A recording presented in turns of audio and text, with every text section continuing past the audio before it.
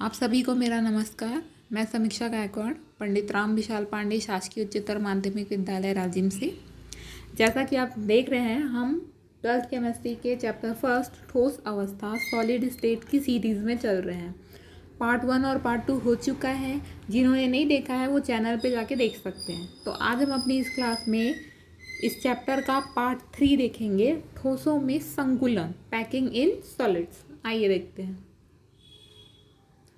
तो सबसे पहले हम ये जान लें कि ठोसों में संकुलन होता क्या है।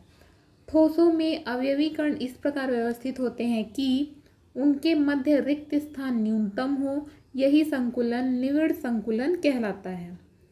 हम पहले के पार्ट्स में देख चुके हैं कि ठोस क्या होते हैं, जिनका आकार बिल्कुल निश्चित होता है। और निश्चित क्यों होता है? क्योंकि इनके अवयवीकरणों में प्रबल अंतरा आणविक आकर्षण बल पाया जाता है।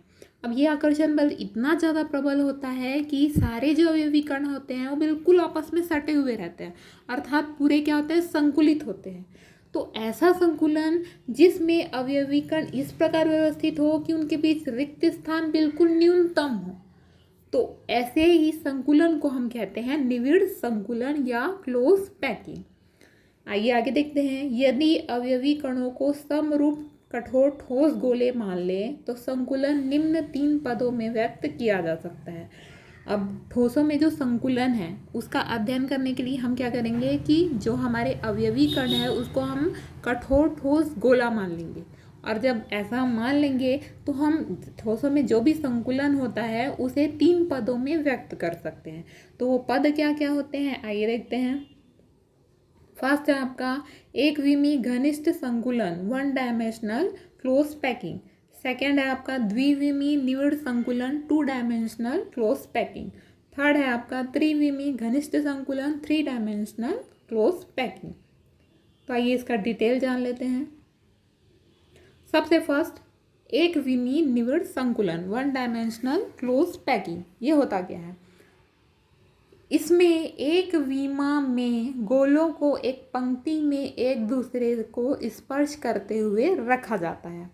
इसके लिए ज़्यादा बेटर है कि हम डायग्राम से ही समझें। तो यहाँ देखिए, फर्स्ट पॉइंट क्या बोल रहा है कि ये क्या है, सभी ठोस के गोले हैं, मतलब अवयवी कण है जिनको हमने क्या ठोस का गोला मान लिया है। तो इसमें होता क्या है कि सारे जो गोले होते हैं वो एक पंक्ति में एक दूसरे से स्पर्श करते हुए व्यवस्थित होते हैं। आगे देखते हैं। इसमें प्रत्येक गोला 2 निकटवर्ती गोलों को स्पर्श करता है। ये देखिए, प्रत्येक जो गोला है, मतलब ये लास्ट ऐसा नहीं है, इसके आगे और भी होंगे। तो प्रत्येक जो गोला होता है वो निकटवर्ती 2 गोलों को स्पर्श करता है। या देखिए, अगर ये रेड वाला हम ले रहे हैं तो ये ग्रीन और ब्लू कलर के गोलों को स्पर्श कर रहा है। उसी तरह यदि हम ब्लू को ले रहे हैं तो वो रेड और ऑरेंज को कर रहे हैं। यदि ऑरेंज को लें तो वो ब्लू और येलो को कर रहा है। इसका मतलब ये है कि प्रत्येक जो गोला होता है वो निकटवर्ती 2 गोलों को स्पर्श करता है और यही कहलाता है उसका उपसहसंयोजन संख्या। आगे देख लेते हैं। एक गोले के निकटवर्ती गोलों की संख्या उपसहसंयोजन संख्या कहलाती है। अतः एक विमी निविड़ संकुलन में उपसहसंयोजन संख्या 2 होती है। ये डायग्राम से ही क्लियर है। यहाँ देखिए, प्रत्येक जो गोला है वो क्या हो रहा है, 2 गोलों को स्पर्श कर रहा है और जो भी गोले होते हैं वो अपने निकटवर्ती जितने गोलों को स्पर्श करते हैं वही उनकी उपसहसंयोजन संख्या कहलाती है। तो इस तरह इस पंक्ति में प्रत्येक जो गोले हैं वो 2 गोलों को स्पर्श कर रहे हैं। इस कारण इनकी उपसहसंयोजन संख्या कितनी होगी, 2 होगी। तो इस तरह आई थिंक आप लोगों को क्लियर हो गया होगा। यही है आपका एक विमी निविड़ संकुलन। अच्छा, एक विमी इस कारण बोल रहे हैं क्योंकि आप जानते हैं एक एक्सिस में है, इसी कारण इसे हम कह रहे हैं एक विमी निविड़ संकुलन। ठीक, अब नेक्स्ट देखते हैं द्विविमी निविड़ संकुलन। अब द्विविमी निविड़ संकुलन क्या है? अभी तक हमने यहाँ देखिए एकविमीय मतलब एक एक्सिस में। तो अब द्विविमीय है, इसका मतलब क्या होगा, दूसरे एक्सिस पर भी अब क्या होगा, गोले व्यवस्थित होंगे। यहाँ पर क्या था, केवल एक ही एक्सिस पे गोले व्यवस्थित थे, तो अब क्या होगा, इस डायरेक्शन में भी अब क्या होंगे, गोले इस तरह उपस्थित होंगे। तो आइए देखते हैं। अब ये होता है, दो प्रकार का होता है। फर्स्ट है आपका वर्ग निविड़ संकुलन और सेकंड है आपका षटकोणीय निविड़ संकुलन। तो पहले हम वर्ग निविड़ संकुलन देख लेते हैं। स्क्वायर क्लोज पैकिंग, इसमें गोले क्षैतिज और ऊर्ध्वाधर पंक्तियों में एक सीधी रेखा में होते हैं। डायग्राम से ज़्यादा क्लियर हो जाएगा। यहाँ देखिए, यहाँ सभी जो गोले हैं वो क्या हो रहे हैं, हॉरिजॉन्टली इस तरह और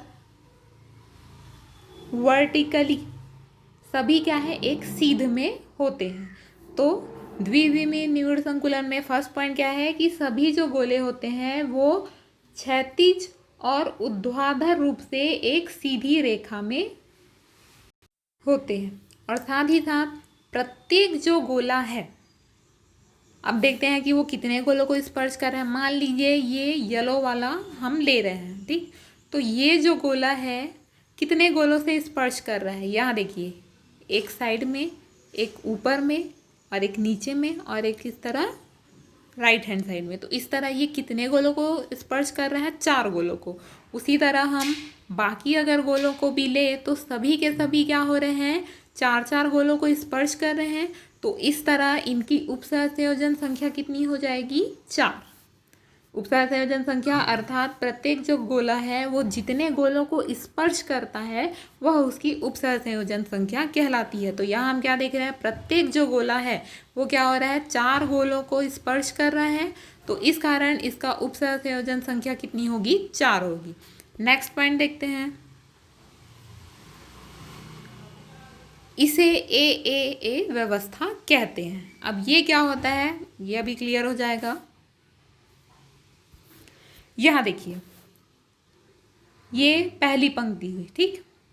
पहली पंक्ति में सारे गोले एक सीध में हैं।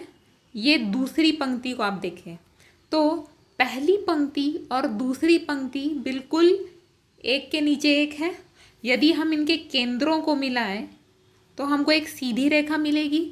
सभी पंक्तियों में देखो, यदि हम सभी गोले के केंद्रों को मिलाते हैं तो हमको एक सीधी रेखा प्राप्त हो रही है। इसका मतलब ये सारे के सारे क्या हैं, संरेखित है, ठीक। तो इस तरह यदि हम प्रथम पंक्ति को ए मान ले तो दूसरी पंक्ति भी ए कहलाएगी, क्योंकि यहाँ देखो सभी क्या है, क्षैतिज और ऊर्ध्वाधर रूप से क्या है, एक सीध में है।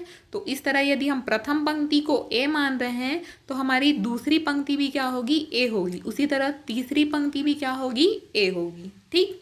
अब इसके बाद यहाँ देखिए, अब इसका नाम वर्ग निविड़ संकुलन क्यों पड़ा, ये देख लेते हैं। यदि हम मान लीजिए ये गोला ले रहे हैं तो ये गोला क्या है, 4 गोलों को स्पर्श कर रहा है, ठीक। अब यदि ये जिन 4 गोलों को स्पर्श कर रहा है उनके केंद्रों को मिलाए, यहाँ देखिए, यहाँ से हमने रेड से स्टार्ट किया, येलो से, फिर रेड, फिर येलो और देन रेड। तो इस तरह हमको क्या मिल रहा है, एक स्क्वायर मिल रहा है, एक वर्ग मिल रहा है। इसी कारण इसे हम वर्ग निविड़ संकुलन कहते हैं। आई थिंक ये क्लियर हो गया होगा। तो द्विविमीय निविड़ संकुलन में क्या होता है कि सभी जो गोले होते हैं वो ऊर्ध्वाधर और क्षैतिज रूप से एक सीधी रेखा में होते हैं। प्रत्येक जो गोला होता है वो 4 गोलों को स्पर्श करता है, इस कारण इनकी उपसहसंयोजन संख्या 4 होती है। और यदि हम स्पर्श करने वाले चारों गोलों के केंद्रों को मिलाएं तो हमको एक वर्ग प्राप्त होता है। इसी कारण इसे वर्गाकार निविड़ संकुलन कहते हैं। और ए पैटर्न क्यों कहते हैं, तो वही कि सभी गोले क्या है, ऊर्ध्वाधर और क्षैतिज रूप से क्या है, बिल्कुल एक सीध में है। इसी कारण इसे हम ए पैटर्न कहते हैं। अब आगे देखते हैं, सेकंड है इसका द्विविमीय निविड़ संकुलन का। हमने फर्स्ट देख लिया वर्गाकार संकुलन, अब हम देखेंगे षटकोणीय निविड़ संकुलन। अब ये क्या होता है देख लेते हैं। इसमें प्रथम पंक्ति के गोलों के गर्त में दूसरी पंक्ति के गोले स्थित होते हैं। ये डायग्राम से आप लोग क्लियर समझेंगे। यहाँ देखिए, ये है हमारी प्रथम पंक्ति। अब प्रथम पंक्ति के ये देखिए इस तरह सभी क्या गोले क्या एक दूसरे को स्पर्श किए हुए हैं, जैसा संकुलन में होता है। प्रथम पंक्ति के गोलों के गर्त में, यहाँ देखिए ये जो है ये कहलाएगा प्रथम पंक्ति का गर्त। ठीक, तो प्रथम पंक्ति के गर्त में द्वितीय पंक्ति के गोले स्थित होते हैं। ये इस तरह देखिए, सभी जो गोले क्या हैं, एक विमीय वर्गाकार संकुलन में क्या हो रहा था, बिल्कुल एक सीध में थे। लेकिन यहाँ क्या देख रहे हैं हम कि सभी जो गोले हैं वे प्रथम पंक्ति के गोलों के गर्त में स्थित हैं। गर्त या अवनमन भी कह सकते हैं इसे। ठीक, नेक्स्ट पॉइंट, केंद्र में प्रत्येक गोला 6 गोलों के संपर्क में रहकर षटकोण का निर्माण करता है। तो यहाँ देखिए प्रत्येक जो गोला है, अभी हमने इसे टारगेट किया है इस गोले को, तो ये गोला हम क्या देख रहे हैं, कितने गोलों से टच है ये देख लीजिए, 1 2 3 4 5 6। तो इस तरह प्रत्येक जो गोला होता है, चाहे हम इसे ले या किसी को भी ले, तो प्रत्येक जो गोला क्या होगा, 6 गोलों से को स्पर्श करेगा। तो इस तरह इसकी उप सहसंयोजन संख्या कितनी हो जाएगी, 6। ठीक, अब इसके बाद यदि जो स्पर्श करने वाले गोले हैं उनके केंद्रों को हम मिला दें, जैसे हम येलो से स्टार्ट कर रहे हैं मान लीजिए, तो इसका केंद्र, फिर ये ब्लू का केंद्र, फिर येलो का, देन फिर येलो का, ब्लू का, येलो का और देन फिर येलो का। तो इस तरह हमको क्या मिला, एक षटकोण मिल गया। इसी कारण इसे हम षटकोणीय निविड़ संकुलन कहते हैं।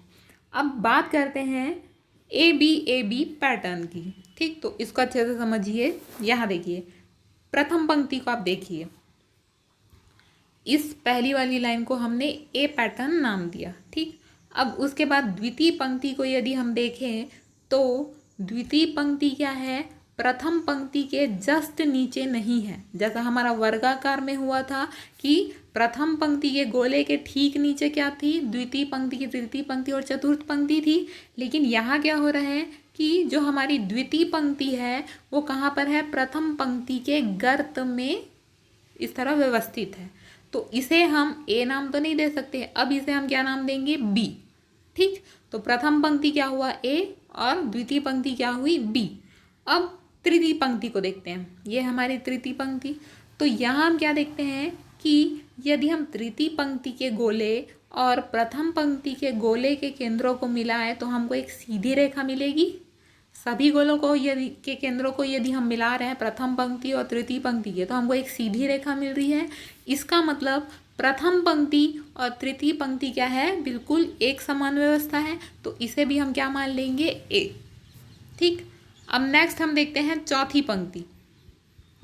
तो चौथी पंक्ति में देखिए ये भी क्या है, तृतीय पंक्ति के गर्त में स्थित है इस तरह। और यदि हम द्वितीय पंक्ति के गोले के केंद्र और चतुर्थ पंक्ति के गोले के केंद्र को मिलाएं तो हमको इस तरह एक सीधी रेखा मिलेगी। सभी गोलों को यदि केंद्रों को हम मिला रहे हैं तो हमको क्या मिल रही, सीधी रेखा मिल रही। इसका मतलब क्या है कि द्वितीय पंक्ति और चतुर्थ पंक्ति क्या है, आपस में संरेखित है। तो यदि हमने द्वितीय पंक्ति को बी नाम दिया है तो हमारी चतुर्थ पंक्ति भी क्या होगी, बी ही होगी। तो इस कारण इसे हम, इस पैटर्न को हम नाम देते हैं A B pattern. I think ये आप लोगों को क्लियर हो गया है। इसके बाद नेक्स्ट टॉपिक है हमारा त्रिविमीय निविड़ संकुलन, जिसे हम नेक्स्ट पार्ट में देखेंगे। धन्यवाद।